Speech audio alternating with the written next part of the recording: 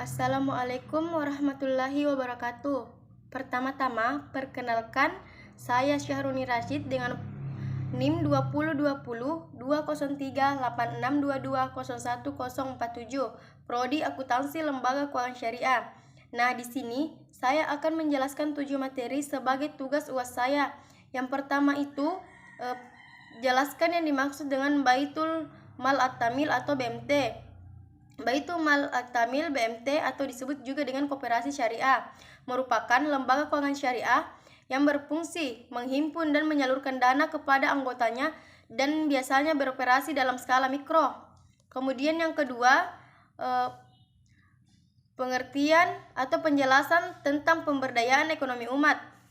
Pemberdayaan ekonomi umat itu berarti pengembangan umat itu sendiri untuk kepentingan umat sebagai masyarakat, atau meningkatkan kemampuan rakyat secara menyeluruh dengan cara mengembangkan dan mendinamiskan potensinya melalui usaha yang dijalankannya. Kemudian yang ketiga itu 3 tahapan untuk membentuk model pengelolaan BMT dalam melakukan pemberdayaan ekonomi rakyat. Yang pertama itu tahapan yang menggunakan aspek operasional. Yang kedua, tahapan yang menggunakan aspek pengawasan dan kepatuhan. Kemudian yang ketiga itu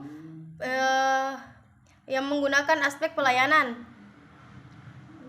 Pertama, aspek operasional itu merupakan penerapan teknologi informasi yang bertujuan agar pengelola BMT dapat mengelola proses-proses operasional dengan lebih efisien.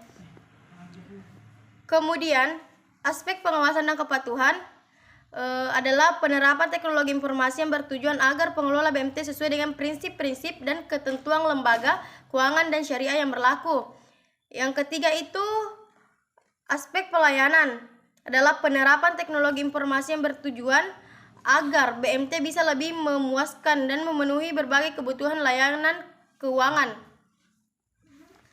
Kemudian materi yang keempat itu pengertian atau penjelasan tentang koperasi syariah dan kendala apa saja yang dialami koperasi syariah dalam mengembangkan usahanya.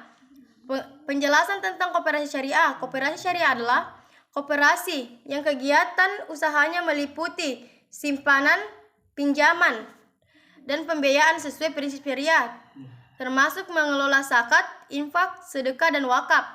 Adapun kendala yang biasa dialami dalam koperasi syariah yaitu pertama, keterbatasan di bidang pemodalan. Kedua, daya saing lemah. Ketiga, rendahnya kesadaran berkooperasi pada anggota. Yang keempat, kemampuan tenaga profesional dalam pengelolaan koperasi. Yang kelima, pengenaan pajak terhadap koperasi tidak memenuhi rasa keadilan. Kemudian materi yang kelima itu penjelasan tentang wakaf dan wakaf uang. Wakaf adalah menahan sesuatu benda yang menurut hukum tetap diwakif dalam rangka mempergunakan atau manfaatnya untuk kebajikan. Berdasarkan definisi itu, maka pemilik harta wakaf tidak lepas dari wakif. Bahkan ia dibenarkan menariknya kembali dan ia boleh menjualnya. Kemudian wakaf uang adalah wakaf yang dilakukan oleh seseorang atau sekelompok orang, lembaga atau badan hukum dalam bentuk uang tunai, termasuk dalam pengertian uang tunai adalah surga berharga.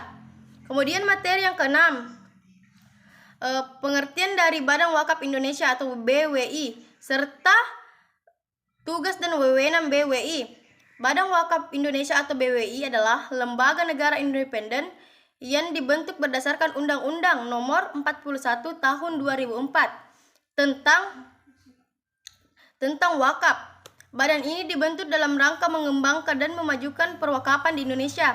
Adapun tugas dan wewenang BWI yaitu melakukan pembinaan terhadap nasir dalam mengelola dan mengembangkan harta benda wakaf, melakukan pengelolaan dan pengembangan harta benda wakaf berskala nasional dan internasional, memberikan persetujuan dan atau izin atas perubahan peruntukan dan status harta benda wakaf.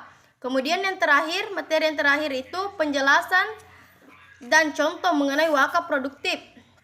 Wakaf produktif adalah harta benda atau pokok tetap yang diwakafkan untuk dipergunakan dalam kegiatan produksi dan hasilnya disalurkan sesuai dengan tujuan wakaf, seperti wakaf tanah untuk digunakan bercocok tanam, mata air untuk dijual airnya, dan lain-lain.